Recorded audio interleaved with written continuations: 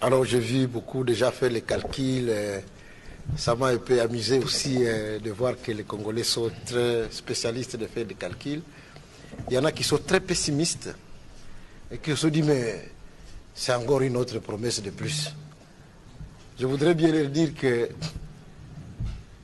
c'est réaliste, c'est réalisable et nous allons le faire. Et vous allez dire, vous allez le faire comment? C'est pour cela que nous sommes là en tant que ministre pour pouvoir vous dire ce que nous allons faire. Nous avons prévu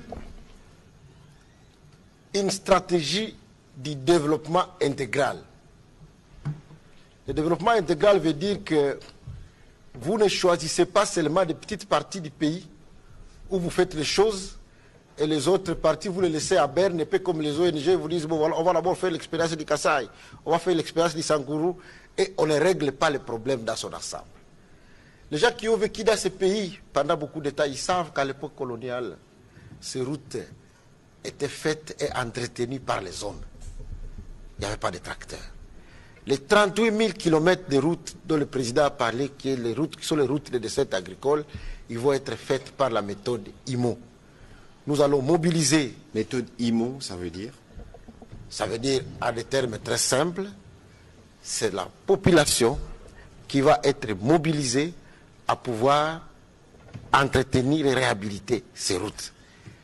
Et vous savez que les coûts substantiels d'entretien et de réhabilitation des routes par cette méthode, ce sont des coûts qui sont en fait des coûts marginaux. Dans la deuxième catégorie de routes dont le président a parlé, ce sont les 11 000 routes prioritaires. Nous avons identifié dans tous les pays les 11 000 kilomètres de routes, ce qu'on appelle les routes provinciales. En fait, ce sont des routes qui relient les chefs-lieux des territoires aux chefs-lieux des provinces. L'objectif pour nous, c'est que ces routes soient stabilisées pour permettre effectivement la connectivité entre les chefs-lieux des territoires et les chefs-lieux des provinces. Comme ça, les routes de cette agricole qui vont être faites par la méthode IMO seront connectées à ces routes prioritaires, donc ces routes, les RP, les routes provinciales, pour permettre ici à la population d'évacuer en fait les produits agricoles des bassins de production vers les centres de consommation. Et nous allons le faire. Je voudrais bien que vous reteniez que ce travail, nous allons le faire. Ce n'est pas un travail compliqué à faire. La deuxième catégorie, ce sont les voies navigables des dessertes agricoles.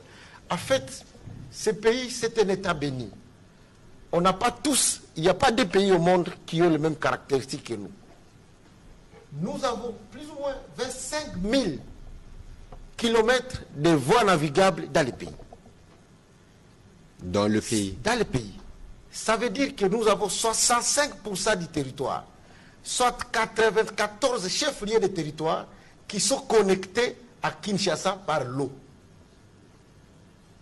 Et si vous suivez bien l'histoire de ces pays, ces voies navigables ont été parmi les voies qui ont été les plus utilisées à l'époque coloniale lorsque ce pays a été effectivement parmi les 10 économies les plus fortes du monde. Donc, ce réseau de 25 000 km est réparti à 3.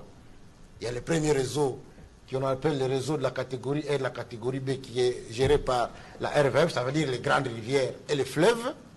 Et puis nous avons la troisième catégorie, la quatrième catégorie, qui sont les rivières qu'on appelle les voies navigables des dessertes agricoles. Et donc le travail que nous allons faire, il va consister d'abord à ce qu'on appelle l'aménagement. L'aménagement, c'est le balisage. C'est-à-dire le balisage vous permet d'abord, de pouvoir répertorier et de pouvoir identifier de manière claire la route maritime. Ça pour éviter les accidents. Vous savez que moi-même, je ne savais pas. Quand je suis arrivé, quelqu'un peut quitter ici et se rendre au port de Lodja. Nous disons que Lodja est enclavé, alors qu'avec les voies navigables, en faisant la réouverture de la Lukeni, on est capable d'atteindre Lodja par la voie navigable. Et donc de quitter à Kinshasa avec un bateau de 1200 tonnes et décharger à Lodja. Vous savez qu'on peut quitter ici à Kinshasa et aller décharger à Bujimaï. À 45 km de Bujimaï, il y a le port de Ndomba. Si la rivière Loubi, vous pouvez quitter Kinshasa et vous décharger à Bujimaï. Ça veut dire que l'aménagement de ces voies navigables nous permet effectivement de désenclaver des endroits et les coûts de désenclavement, en fait, les coûts de balisage, il est moins cher par rapport au coût d'entretien des routes, puisque nous allons seulement utiliser 4 000 $ au kilomètre pour pouvoir baliser les voies navigables. Nous avons déjà fait tout le travail. Nous avons les baliseurs de la RVF qui ont été mobilisés pour ce travail. Nous allons commencer dans la première phase par rapport aux fonds qui ont été mis à notre disposition par le bassin du Kasaï. Ça veut dire qu'on va mettre un grand baliseur sur la Lukini qui va désenclaver la partie de la province de Maïndombe, une partie de la province du Kasaï, notamment de Kessé, une partie de la province du Sankourou. Nous allons mettre un deuxième baliseur sur la rivière Sankourou pour désenclaver une partie du Kasaï, une partie de la province du Kasaï central et une partie de la province du Kasaï oriental.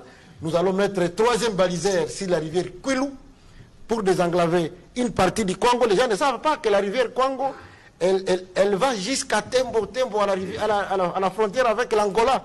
Donc si le petit couac qu'il y a juste à côté du port Congo est balisé, on est capable de quitter avec les bateaux de Kinshasa jusqu'à Tembo, jusqu'à Popo avec les bateaux. Donc ça, c'est une grande phase et c'est important pour nous de dire que dans ce transport multimodal, nous voulons que les routes de cet agricole que nous allons faire, pour les rendre les plus utiles, qu'ils soient connectés à la fois